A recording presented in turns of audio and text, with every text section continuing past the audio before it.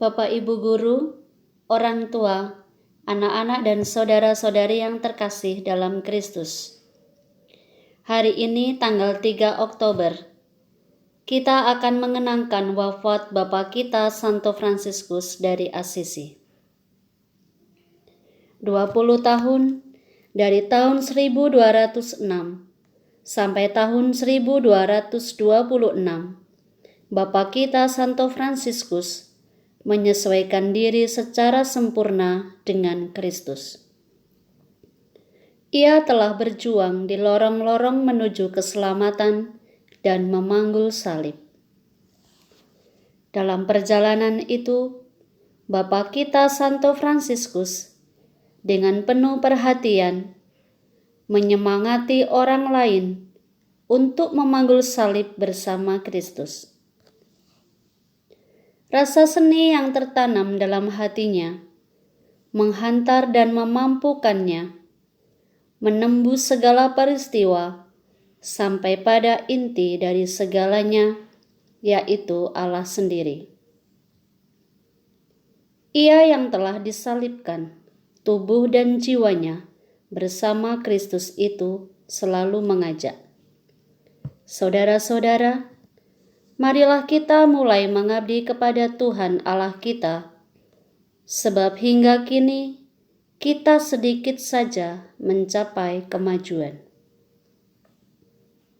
Oleh pelbagai macam penyakit yang susul menyusul, tubuhnya semakin menyusut, dan Fransiskus menyadari bahwa saudara maut akan segera menyongsong dan memasuki kehidupan yang baru. Orang tua, Bapak Ibu Guru, anak-anak dan saudara-saudari yang terkasih, marilah kita memuji Allah karena kita boleh mengalami karya agung Allah yang berkenan memanggil Santo Fransiskus menjadi alatnya dan mempersatukan kita dalam satu keluarga, dan kita dipanggil pula untuk memiliki semangat yang sama, peka terhadap tanda-tanda zaman, dan gembira dalam segala situasi yang ditemui dalam pesiaran hidup kita, terutama di masa pandemi COVID-19. Marilah kita bersama-sama mengenangkan wafat hamba-Nya yang telah terbukti setia hingga akhir, seraya mengarahkan dan bersatu hati dalam perayaan ini. Kami menyembah Engkau, Tuhan Yesus Kristus, di sini dan di semua gereja-Mu yang ada di seluruh dunia, dan kami memuji Engkau, sebab Engkau telah menebus dunia dengan salib-Mu yang suci. Dalam nama Bapa dan Putra dan Roh Kudus. Amin. Kami menyembah Engkau, Tuhan Yesus Kristus, di sini dan di semua gereja-Mu yang ada di seluruh dunia, dan kami memuji Engkau, sebab Engkau telah menebus dunia dengan salib-Mu yang suci. Dalam nama Bapa dan Putra dan Roh Kudus. Amin. Semua untuk kemuliaan Tuhan dan keselamatan jiwa kita.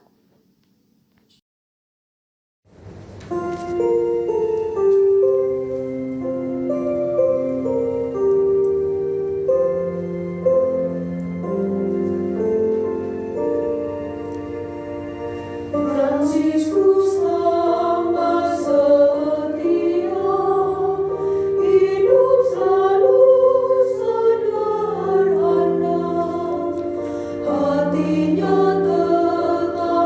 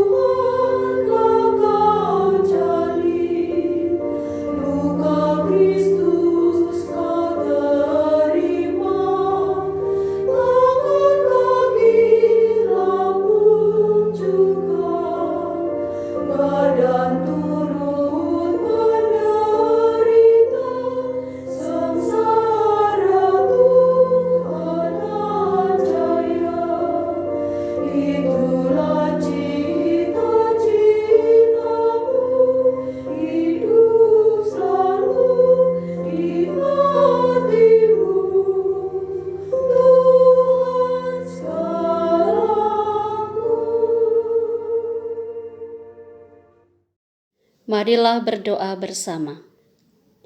Bapa yang Maha Baik, Santo Fransiskus telah mengikuti cara hidup putramu. Karena kemesraan hatinya, ia telah diubah menjadi salib yang hidup, menerima 5 luka yang telah diderita oleh putramu di kayu salib. Pandanglah kami anak-anak-mu yang berkumpul di tempat ini untuk bersyukur dan mengenangkan karya agung yang Engkau anugerahkan kepada hamba-Mu Santo Fransiskus. Semoga dengan peringatan wafat Santo Fransiskus yang kami rayakan hari ini, mengubah hati kami, dan kami Kau mampukan untuk peka melihat tanda-tanda zaman, sehingga perutusan kami dapat menyentuh umat-Mu sebagai wujud ambil bagian dalam karya keselamatan-Mu. Demi Kristus Putra-Mu, Tuhan dan pengantara kami, kini dan sepanjang segala masa. Amin. Bacaan pertama. Selama tahun-tahun terakhir hidupnya, 1223 sampai dengan 1226, Fransiskus semakin mengundurkan diri dari urusan ordo yang dilahirkannya. Kemungkinan ada sejumlah saudara yang mendesaknya karena mereka ingin mengembangkan ordo ke arah yang tidak diinginkan Fransiskus.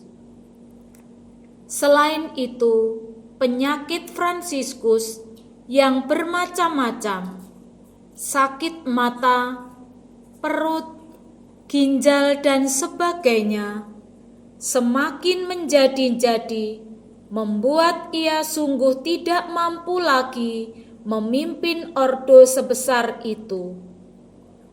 Maka Fransiskus mengangkat saudara kepercayaannya, yaitu Elias dari Cortona, sebagai pemimpin jenderal seluruh perserikatan saudara-saudara Dina. Disertai beberapa teman karib serta Leo yang menjadi bapa mengakuannya. Fransiskus sering pergi ke tempat sepi untuk berdoa, terutama ke Gunung Laverna yang terletak dekat kota Arezzo. Gunung setinggi 1282 meter itu diberikan kepada Fransiskus oleh seorang bangsawan yang bernama Orlando. Fransiskus dapat pergi ke sana sesuka hatinya untuk bersemadi di hutan dan gua-gua yang ada. Di tempat yang terberkati itu, Fransiskus mencapai puncak hidup pribadinya sebagai pecinta Yesus, Putra Allah yang tersalib. Selama puasa bulan September 1224, Fransiskus dengan beberapa teman, Leo dan Maseo, mengungsi ke gunung itu. Sedang berdoa sendirian di hutan, Fransiskus mendapat suatu penglihatan.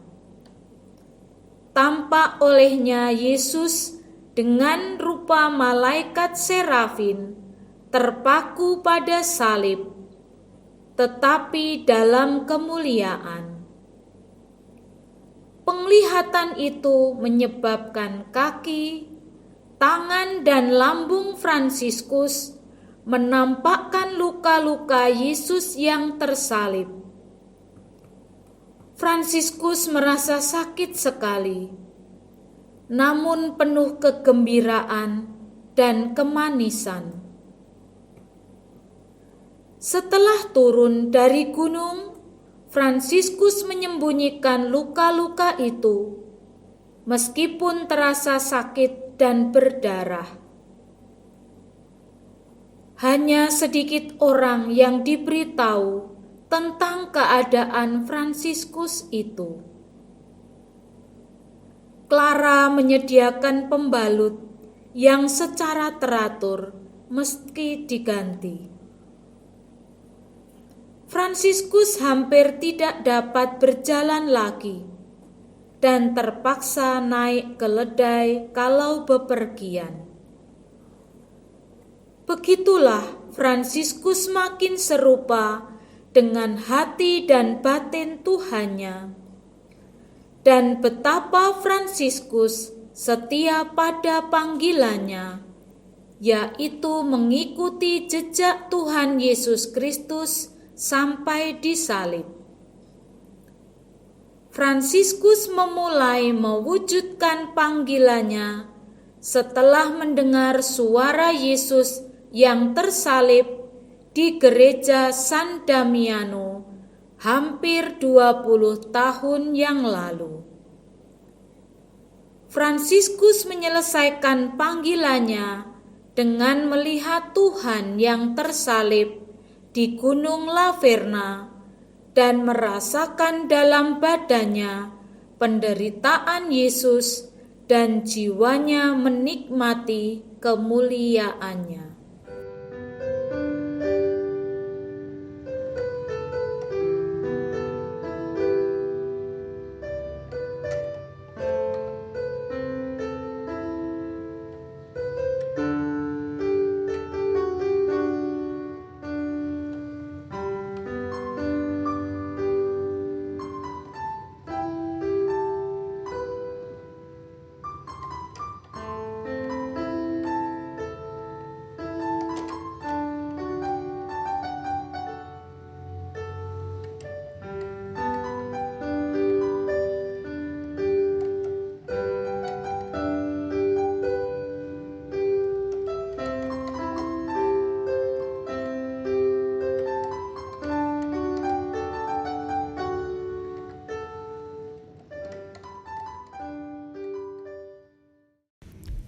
Bacaan kedua.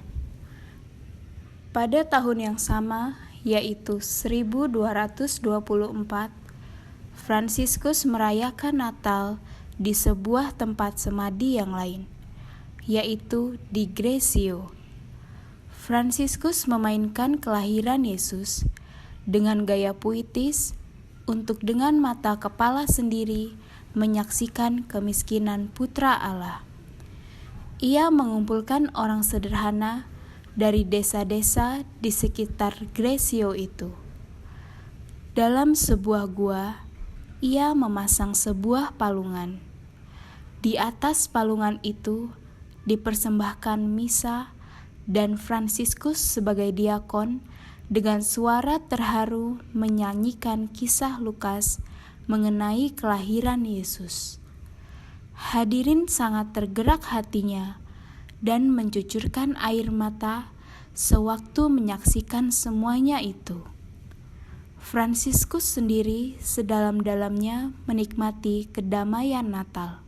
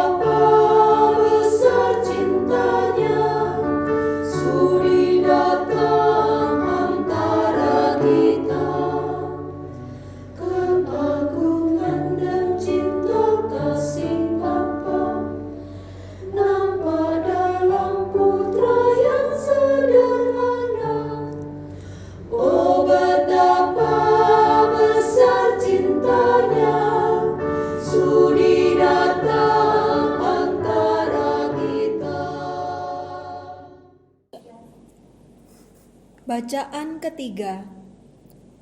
Ketika merasa ajalnya mendekat, Fransiskus ingin kembali ke Asisi dan Portiuncula. Perjalanannya menjadi suatu arak-arakan, sebab di mana-mana Fransiskus disambut oleh rakyat dengan semangat yang berkobar-kobar. Rombongan tiba di kota Siena, dan penyakit Fransiskus menjadi begitu hebat, sehingga perjalanannya tidak dapat dilanjutkan. Ia beristirahat di rumah uskup setempat. Kebetulan sahabatnya Kardinal Ugolino juga berada di Siena. Ia mengirim dokter pribadinya untuk merawat dan mengobati dengan membakar pelipis Fransiskus dengan sepotong besi yang berpijar.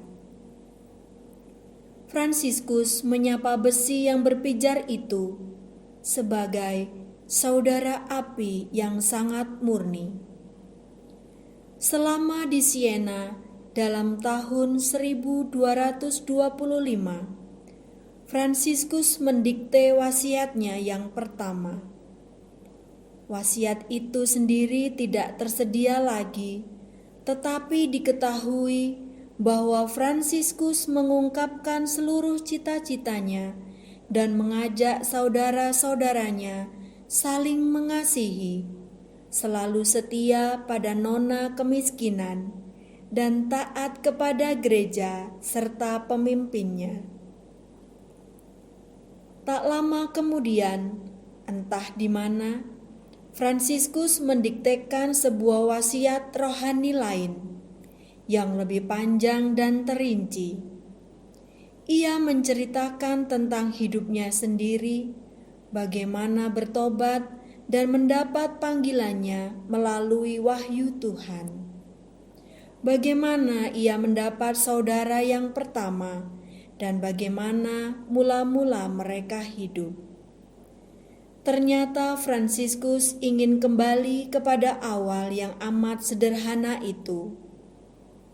Kepada semua saudara, Fransiskus memberi peringatan supaya tetap setia pada anggaran dasar dan tidak mencari dalih untuk meluputkan diri dari cara hidup yang dicita-citakan Fransiskus.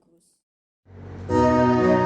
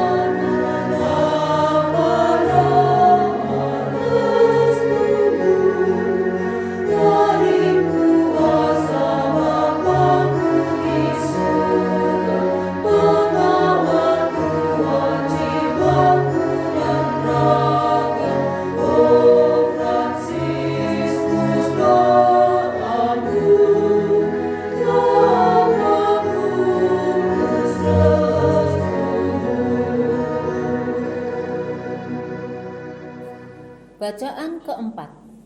Kira-kira bulan September tahun 1226, atas permintaannya sendiri, Fransiskus dipikul ke kota Assisi dan ke tempat yang sangat dicintainya, yaitu Portiuncula. Rombongan Fransiskus diiringi sepasukan prajurit dari Assisi, sebab khawatir kalau Fransiskus diculik penduduk kota Perugia yang ingin memiliki jenazah orang kudus yang terkenal itu. Rombongan itu tiba dengan selamat di Assisi. Di dekat kota, di atas sebuah bukit, Fransiskus menyuruh berhenti sebentar. Ia memberkati kota asalnya yang selalu dicintainya. Lalu rombongan berjalan terus ke Portiuncula. Di ranjang sakitnya di Portiuncula, Fransiskus melengkapi lagu Kita Sang Surya yang diciptakannya. Fransiskus menambah sebuah bait pada pujian Tuhan itu, mengajak semua makhluk untuk memuji Tuhan. Fransiskus sangat peka terhadap keindahan alam, dan semua makhluk dianggap sebagai saudara dan saudarinya dalam Tuhan. Bait terakhir itu memuji Tuhan karena saudari maut jasmani.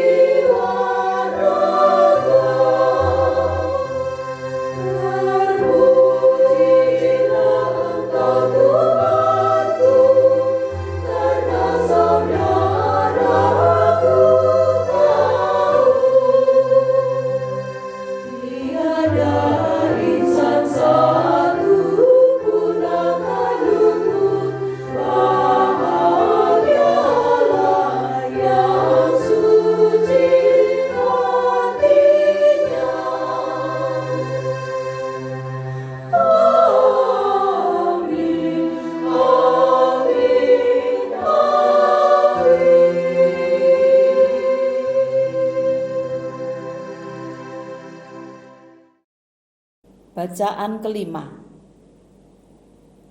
Ketika saat ajalnya sudah di ambang pintu, ia menyuruh memanggil semua saudara yang ada di tempat itu, lalu menyampaikan kata-kata pelipur kepada mereka berkenaan dengan kematiannya, dan menganjurkan dengan penuh kasih sayang kebapaan untuk mencintai Allah. Diuraikannya dengan panjang lebar perihal memelihara kesabaran dan kemiskinan dan iman gereja Roma Kudus, dengan mengutamakan Injil suci di atas peraturan lainnya. Saudara-saudara duduk di kelilingnya. Ia merentangkan tangan di atas mereka dalam bentuk salib dengan melintangkan lengannya, justru karena tanda ini selalu amat disayanginya. Lalu ia memberkati semua saudaranya, baik yang hadir maupun yang tidak hadir, dalam kekuatan dan nama yang tersalib.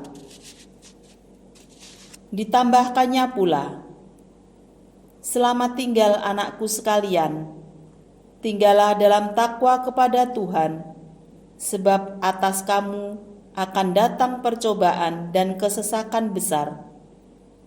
Berbahagialah yang bertahan dalam hal yang telah dimulainya.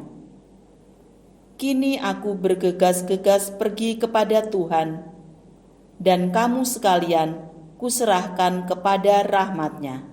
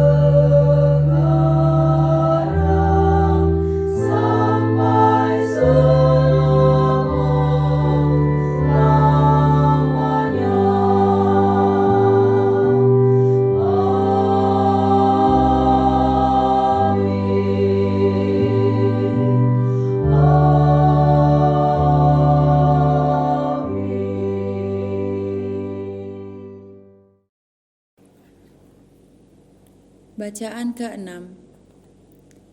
Ketika saat kematiannya mendekat, disuruhnya salah seorang saudara pergi ke Roma, mencari saudara Yakoba. Disuruhnya saudara tersebut memberitahukan bahwa saat kematian Fransiskus hampir tiba, sambil berpesan agar saudara Yakoba mempersiapkan segala perlengkapan yang dibutuhkan bagi seorang yang meninggal. Belum lagi saudara itu berangkat, terdengarlah di luar keributan dengan kaki kuda. Ketika pintu dibuka, nampaklah rombongan saudara Yakoba, kedua anaknya dan beberapa pengiringnya. Fransiskus mengizinkan saudara Yakoba dan kedua anaknya masuk ke kamar dan mendekatinya. Kemudian saudara Yakoba menceritakan apa yang terjadi. Ketika ia sedang berdoa, terdengarlah suara dalam hati yang mengatakan bahwa saat kematian Fransiskus hampir tiba, dan supaya dia mempersiapkan segala sesuatu yang dibutuhkan seseorang yang akan meninggal. Dan apabila dia masih ingin melihat Bapa pembimbingnya, segeralah pergi ke Asisi. Maka ia pun datang dengan segala yang diperlukannya. Dia pun sangat bergembira dan bersyukur bahwa masih sempat bertemu dengan Fransiskus sebelum wafatnya. Fransiskus menganjurkan agar para pengiring itu kembali ke Roma. Sedang saudara Yakoba sendiri dan kedua anaknya masih tinggal di situ sampai dengan hari Minggu berikutnya. Sebab Fransiskus akan meninggal hari Sabtu sebelumnya, dan memang demikianlah terjadi. Sementara di biara San Damiano, Clara dan para susternya selalu berjaga-jaga dalam doa. Mereka sangat sedih bahwa segera akan ditinggalkan bapaknya. Atas kesedihan mereka itu, Fransiskus menyampaikan kata-kata penghibur, nasihat dan berkatnya bagi Clara dan putri-putrinya. Surat itu tertulis sebagai berikut. Aku, saudara Fransiskus yang hina ini, akan mengikuti hidup dan kematian Tuhan kita Yesus Kristus yang Maha Tinggi, serta ibunya yang tersuci, dan bertekun di dalamnya hingga akhir. Dan aku minta kepada kalian para putriku, dan memberikan nasihat kepada kalian supaya senantiasa hidup di dalam cara hidup dan kemiskinan yang amat suci itu. Dan jagalah sungguh-sungguh agar selama-lamanya jangan sampai kalian menyimpang sedikit pun daripadanya, karena ajaran atau nasihat siapapun juga. Salah seorang saudara harus mengantarkan surat tersebut ke San Damiano. Setelah segalanya selesai, saat sudah di ambang pintu, sedemikian cintanya kepada Kristus dan terdorong untuk mencontohnya, Fransiskus minta supaya dibaringkan di lantai. Dia mau mati miskin seperti Kristus yang tak memiliki sesuatu pun. Fransiskus memanggil semua saudaranya mendekat dan mengajak mendoakan Mazmur 141. Disaksikan para saudara Yakoba dan diiringi doa-doa Clara dan para susternya di San Damiano. Fransiskus meninggalkan para saudara pergi ke surga, bahagia bersama Bapa, Putra, dan Roh Kudus untuk selama-lamanya. Ini terjadi pada 4 Oktober 1226.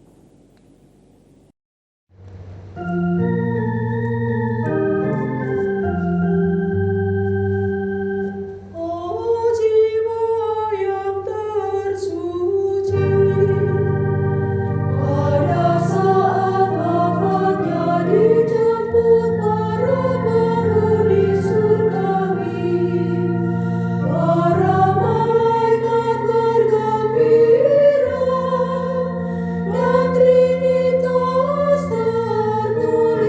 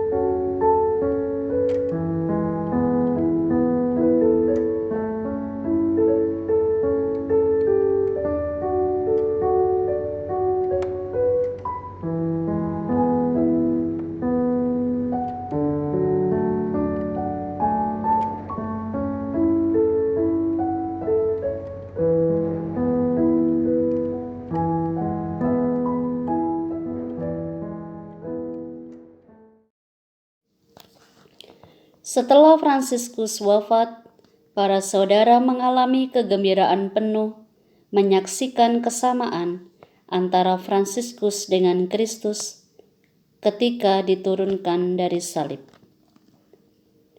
Tampak tangan dan kakinya ditembusi paku dan lambung yang ditusuk tombak. Mereka mendekati bapaknya, mencium luka-lukanya dengan rasa haru, bahagia, dan penuh syukur. Kita yang telah dipersatukan boleh mengalaminya. Maka hal yang sama juga akan kita lakukan, yaitu dengan menghormati luka-luka Bapa kita Santo Fransiskus untuk mengenangkan wafatnya, sekaligus sebagai tanda hormat dan kesediaan kita untuk tetap setia pada semangat dan mencintai Tuhan di atas segala-galanya.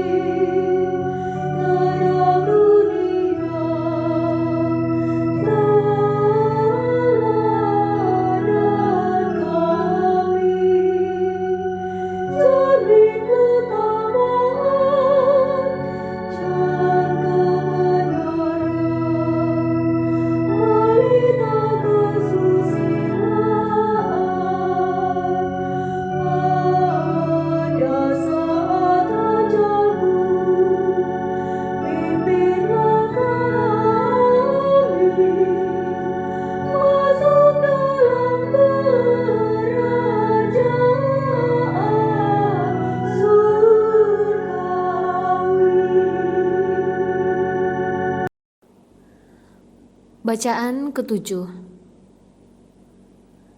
Keesokan harinya, jenazah Fransiskus dibawa ke gereja Santo Gregorius dalam kota.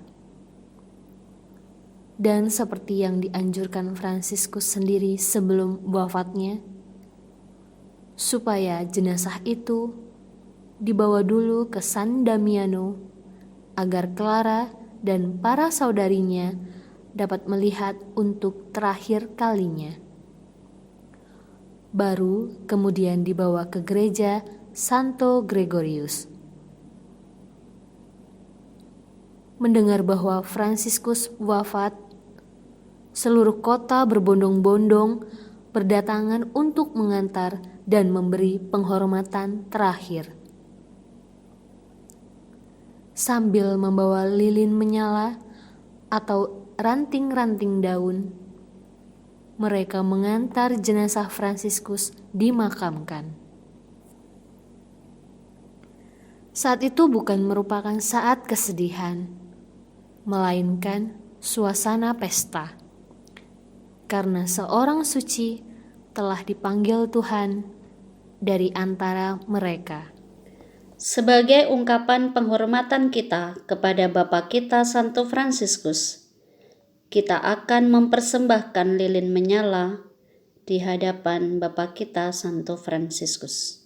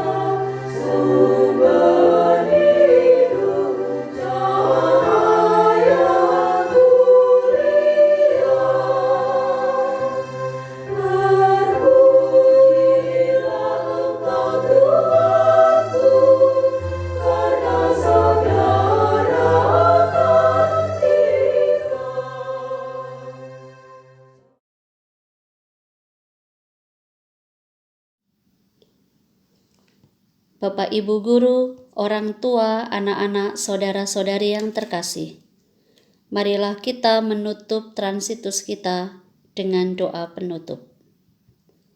Marilah berdoa bersama.